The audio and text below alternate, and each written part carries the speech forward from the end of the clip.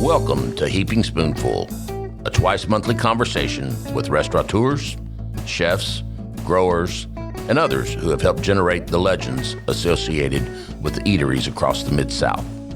The team at Benny Keith is proud to sponsor this adventure with the goal of preserving the stories that have helped cultivate an amazing food scene across the Mid-South.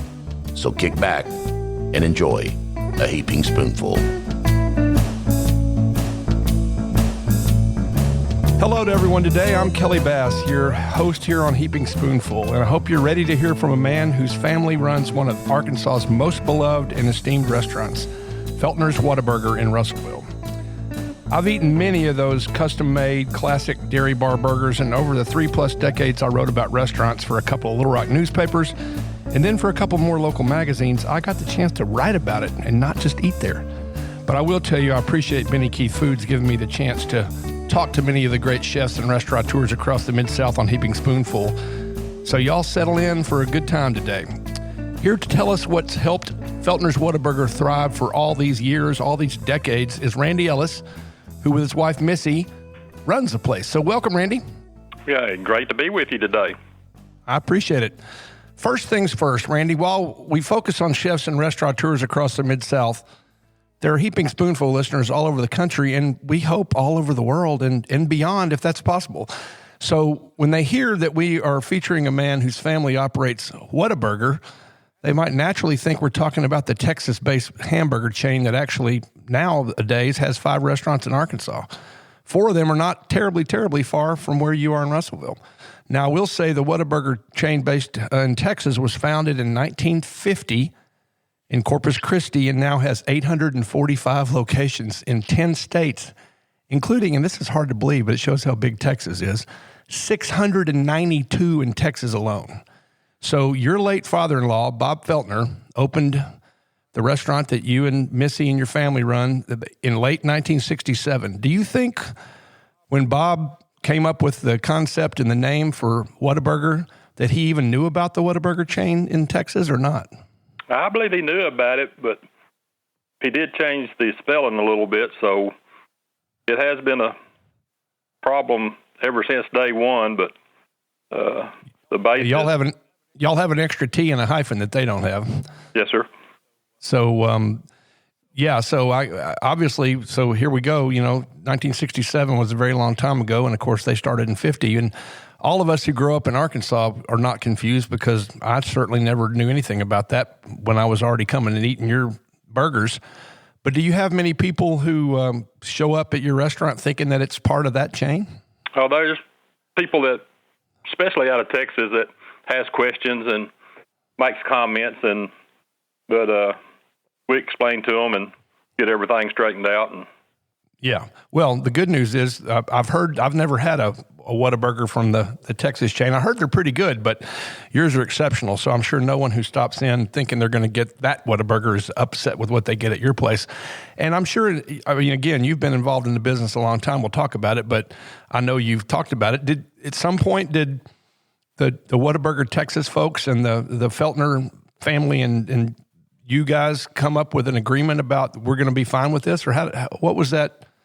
I mean, how did that ever happen, or did it ever happen? Yeah, probably right after Mr. Feltner passed away, a few years after, we had to sit down with a lawyer and get with their lawyer and worked out agreement that we would stay in Polk County, Russellville, with the Whatta-Burger. So that's good. That enabled us to keep our business here in Russellville and not impose on them anymore. Yeah, well, that's good. I'm glad, sometimes you hear about big corporations that don't want to play nice, and it sounds like they played nice, for sure, and that's good. And again, I wanted to start with that Whatta-Burger story, but actually that's just a sideline. It really is not relevant to what your restaurant is and has always been. And I can tell you, I am sure I am one of thousands of people who can report that it was a rite of passage for my father, and I've got 2 sisters, and none of them cared about going to Razorback games, but I sure did. And we would make sure we had time to pull off at Russellville and go less than 1 mile. And anybody who knows, it's the Highway 7 exit off Russellville and at Russellville off I-40. And we'd come down and get lunch for a little short detour, and we'd eat them usually in the car on the way up down I-40 or up I-40 before we headed off to Fayetteville. So I'm sure you have a lot of folks from all over Arkansas who first remember you that way. And then there's the fact you're right across the road from Arkansas Tech University, and you're green and gold, and they're green and gold, and I know there's a great love affair between that university and your restaurant. So tell us about that. Just have you heard from many Razorback fans who stop in, and then talk about the Tech students and Tech faculty? Oh, yeah, the Razorback games at Fayetteville has always been a plus for us because you got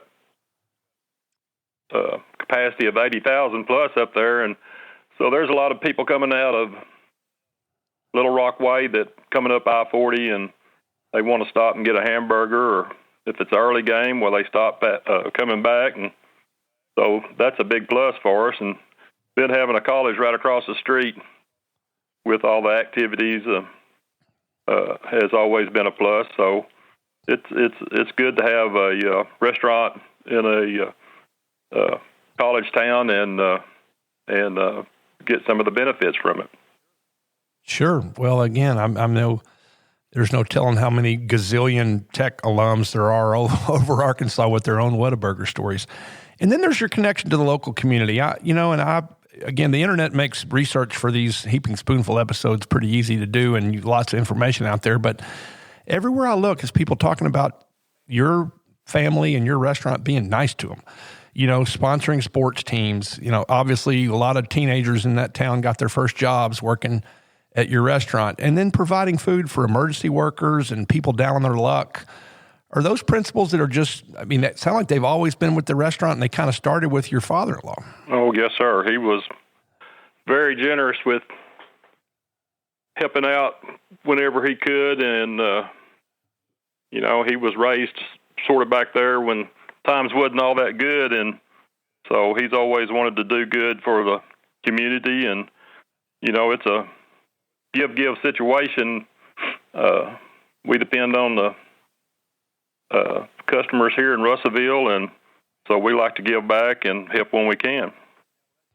Yeah, well, that's great. And I saw an article that had I guess it had been posted on Facebook, and there were some nice comments from people. And one guy said, I was a firefighter, and we were out fighting a big, terrible fire, and I was exhausted and thirsty and hot and hungry, and all of a sudden up drives folks full of Feltner's Whatta-Burgers and Cokes and French fries and stuff. So that's great, and there's a real satisfaction in that. And again, one of the things that anybody who's been to your restaurant knows, and those who don't need to check it out when they're there, is we often hear the term, if these walls could talk, and your walls actually sort of do talk, almost, with all sorts of memorabilia and even signs that reflect the corporate culture. Like, I love this one. It's nice to be important, but even more important to be nice. And then there's fishing lures and other cool stuff. Did that just grow over the years, and do y'all still add to that? Oh, yes, sir. We try to change it out every many years, and Mr. Feltner got into collecting fishing lures, and so after his passage, we decided to put a bunch of those up and to let the public, have a little history on fishing lures, and it really worked out great. We had a lot of comments, and yeah, it again makes it feel like something other than what it is. It's a locally owned, independent restaurant, and it really has that feel and a lot of personality to it. But and again, I've never had to wait very long for my food, but when I have been there, I've spent time reading the walls. So, well, listen, we're going to take a short break here on Heaping Spoonful, and we're going to be back in just a bit with Randy Ellis of Feltner's Whatta-Burger in Russellville. I hope you're enjoying this episode of Heaping Spoonful. We at Benny Keith Foods enjoy talking about the food scene almost as much as we enjoy providing the top quality ingredients that help restaurateurs and chefs across the Mid-South create their magic. Now let's dive even deeper into the culinary world with your host, Kelly Bass. All right, everybody, welcome back to Heaping Spoonful. Our guest today is Randy Ellis, owner and operator with his family of Feltner's Whatta-Burger in Russellville, Arkansas. So let's see if I can flip my page here. Missy, who has been your wife, I guess, it looks like if I can do my math right, in 2022, you guys are going to celebrate 50 years. And she worked at her parents' restaurants, it says, since she was 10 years old. But I realized, again, in doing research, that started, I guess, in Florida. And your father-in-law was a manager there and then came to Russellville and started a restaurant that was not Whatta-Burger. So can you tell us a little bit about the history of the family and restaurants? Yes, sir. He did have a fast food restaurant in Florida, and it didn't work out that being in Florida, so he wanted to get back to his hometown. So he came back and started the Whatta-Burger. Whatta-Burger, okay. Over in south of Arkansas Tech. That Highway 7 was over there then, back in those days. And then in 67, he looked at that lot to where we are now, and the road just turned around and went up 124 there, and decided this one of these days that maybe 7 would move over that way, and so it worked out real good. And I believe it was 71s when Highway 7 was moved over, so it brought it over there and made it a lot more convenient for people passing through, and it's worked out good ever since. All of a sudden, you had a lot more cars driving by your place, yes, and a lot of them stopping there. That's cool. So not long after you and Missy got married, you started working there too, I think in 1973. Is that correct? Yes, sir. March of 73, full time. Yeah. Hey, what were you doing anything before that, or was that pretty much just get out of school, get married, and go do that? No, I had worked at the Dow Chemical there south of Russellville, and it was rotating shifts, so it made it pretty inconvenient to carry on a family life. So sure, the business was picking up pretty good, and Mr. Feltner asked if I'd like to come on board and help operate the Whatta-Burger. Well, I saw an article where your wife said that you're the only person that she ever dated that her dad actually liked, so no wonder he offered you a job. Well, he might have just been bragging a little bit. And then your kids, Carrie and Jamie, if I'm correct, I guess all in the family, they started working there when they were just teenagers as well, correct? Oh, yes. We started them out young and let them get a little bit of experience in the fast food business. And luckily, they went on and one completed college and is a nurse practitioner now, and the other is working in a business here in Russellville, and so good. They both got the experience. Taught them the work ethic. Yeah, they got the work ethic. And then I saw that, and again, this has been a few years back, that Rance, who I guess is Jamie's oldest child, started working at the restaurant in 2013. Is he still involved, or did he go on and do other things? And are there any other family besides your wife and you who are working there now? No. Rance was the first grandchild. Of course, he was the oldest, and he worked there for a while, then graduated high school and started Arkansas Tech, and he's fixing to graduate this month. And good for him. He got married last year, and so he's gone to another job opportunity. And then we've had a granddaughter and 2 more grandsons that have worked there.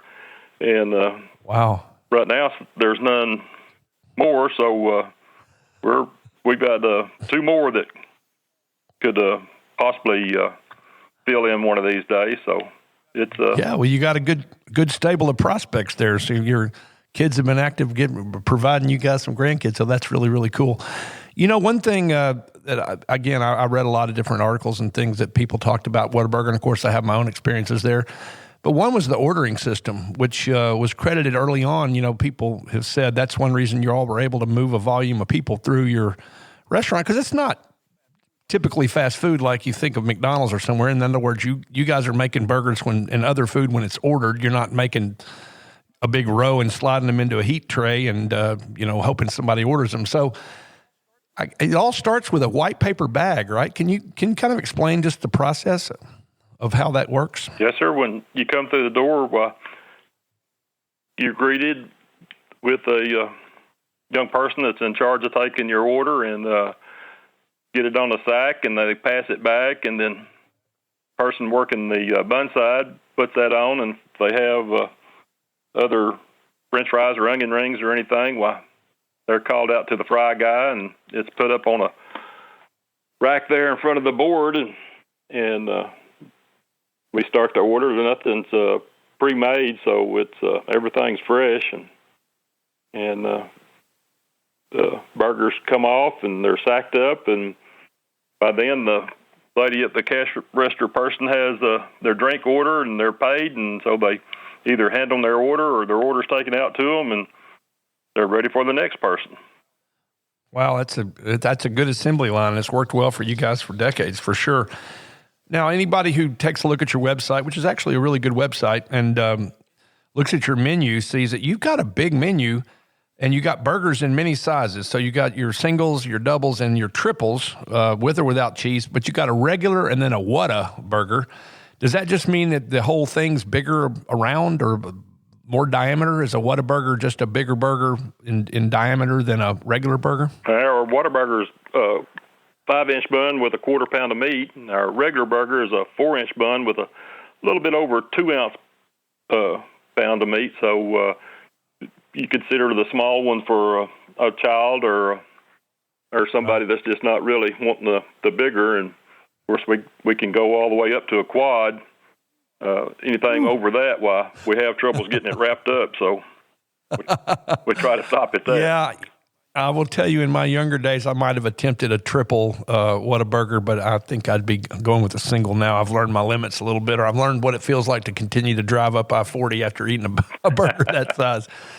No, they're so good, though. And, I was talking to our friend Rusty Mathis today about what makes a good burger, and, man, there's just, I don't know, there's something magical about the way you guys do them, and you've been doing them forever. And again, just the ingredients you put on them, the speed with which they come off, and the quality of the meat, it's fabulous. So you also, though, you have chicken, grilled or fried. You got fried bologna, you got hot dogs, chili dogs, grilled cheese, corn dog, Frito chili pie. But my gut would tell me that a majority of people order a burger. Am I right about that? Do you know what percentage of people are generally burger eaters versus trying one of your other items? Oh, yeah, there's, people have different choices, but I'd say probably 80% of the people that come through the door is wanting a Whatta-Burger. So, sometimes people want something different. And sure, so, particularly if they live there and they come pretty often. Yeah. But I guess the fact of the matter is that the name of the restaurant is not Corn Dog. The name of the restaurant's Whatta-Burger, so that's great. And then there's your famous French fries. And I must say, as I told you, I'm one of thousands who pulled off there and had their first Whatta-Burger on the way to Fayetteville. I'm also one of those guys who's a hearty eater, and so I ordered a large fries, and then I realized, wow, I probably could have split this with about the whole restaurant. So they're famous almost as much, again, for how many of them there are as being super tasty. So I guess newbies have to learn that if you're flying solo, you don't want to order a large fries. Has that always been a thing? Have y'all always had a bounteous number of French fries served at your restaurant? Yes, that large fry got started way back then, and we've always kept it. We have surprised many families that come in that's never dined with us before. We try to let them know, that large fry, but there has been times that it got passed up, and they've ordered fries for everybody, and they realize after that, hey, maybe we should have split one of these fries or something like that. But, that has been a trademark of Whatta-Burger, is our large French fry. Yeah, and there's one operator down here now that kind of does the same thing, and just bounteous amounts of fries. But it's It's a nice calling card, and who doesn't love a good French fry too? So that's true. And then, there's milkshakes, and oh man, I've had milkshakes there too. And I saw you've got lots and lots of flavors. Is there anything different or particularly special about them, or is it just a great dairy bar style milkshake? And I say dairy bar, that's really not doing you credit because it's not a little dairy bar. It's a big, nice restaurant. But you kind of, some of the food, I think of your burgers, kind of like I think of a really good. So what about, sorry, I digress. So what about your milkshakes? Tell me about those. Well, we use a milkshake that's a good line of product, and we don't pump air in our milkshakes. I mean, they're just straight frozen shakes coming out. So they are a little bit different from our competition, and that's one thing. Right. Mr. Feltner's always the best toppings and ingredients and everything. Milkshakes and burgers alone is to use the best that we can get, and that pays off for us because people get addicted to them, and they got to come back and have another one. Exactly. And then your dessert option is fried pies. Is that? I know there are a lot of great fried pie makers around Arkansas. Do you use one of those? I wouldn't think you made your own, but do y'all use a particular kind of fried pie? Yes, sir. It's a homemade type, sort of like my grandma used to make in the old cast iron skillet when we lived beside her. It goes back to those days, and they are real nice compliment to for a dessert, and they are there again one of the best that we can find. So it cool. Works out well for us. Might have to get one of those and even get you to put a little of that ice cream you use in your milk. Oh yeah, of it, there's nothing like an apple or a peach pie put down the cup and some of that vanilla shake mix go all the way around it. Well, it makes a good dessert. I think I'm starting to drool right about now.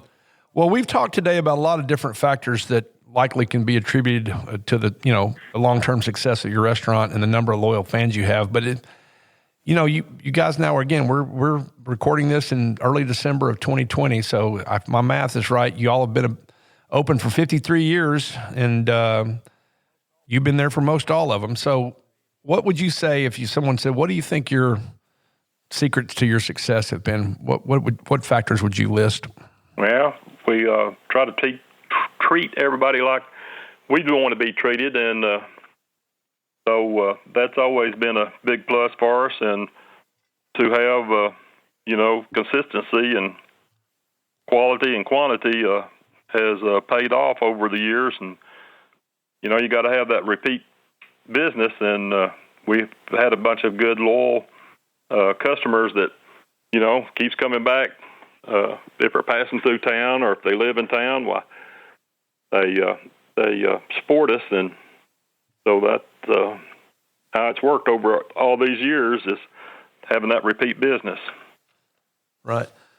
One thing I had thought about asking, and I'm going to ask you now, is again, being just less than a mile off I-40 and I-40 being a major thoroughfare east-west across the great United States, have you all had any famous people come into Whatta-Burger over the years? We've had several of our college coaches come back, and that was here at Arkansas or Tech, and of course all the Tech alumni.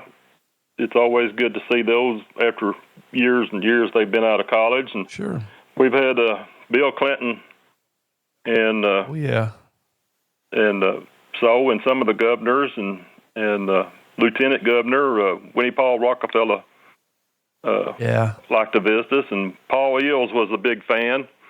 Before he'd go up and call one of the Razorback games, he would have to stop and have a hamburger. So it's been that's great. A lot of people that in higher places that come and seen us and enjoyed our hamburgers. When you get to be famous, people blow in. I'm glad you got Clinton before he turned into a vegan. So I don't think he'd want to just eat French fries, but no, that's really cool. Well, Randy, I hope one of these days I won't have to talk about this anymore on Heaping Spoonful, but we're not there yet. So I'm going to knock these out real quick, and then you can tell me. I was just wondering how COVID-19's affected your business. When you had to close, which I'm sure was in March, and I'm wondering, did you do takeout and curbside takeout during that time? When were you able to reopen, and how's business been since you were able to reopen? Well, we've been real fortunate. We never did have to shut the business down, but we've had to incorporate new rules and guidelines, and we did have to shut down our dining area. So that's been a big factor, not being able to have access to the dining room. So, yes, curbside and call-ins and coming up to the window and order has kept us going, but we're looking. So you're still not, your dining room is still not open? Still not open. Been closed. Just too hard to keep people socially distanced, I guess, in there. Yes, sir. Pretty tight quarters, I guess. And being a family business, we're concerned about our health. We don't want none of our help to get sick, so sure, it's been our best interest just to keep it closed and try to ride this thing out and hope for sunnier days down the line here.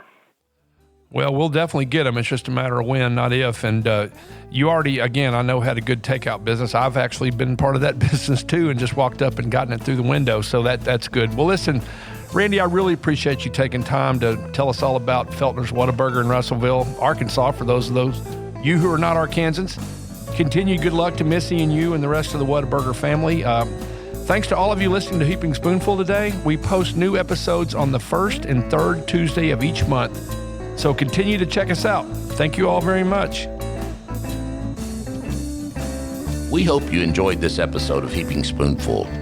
On behalf of all of us at Benny Keith Foods, Mid-South Division, please know how much we love connecting you with the legends of the culinary scene and their unique stories.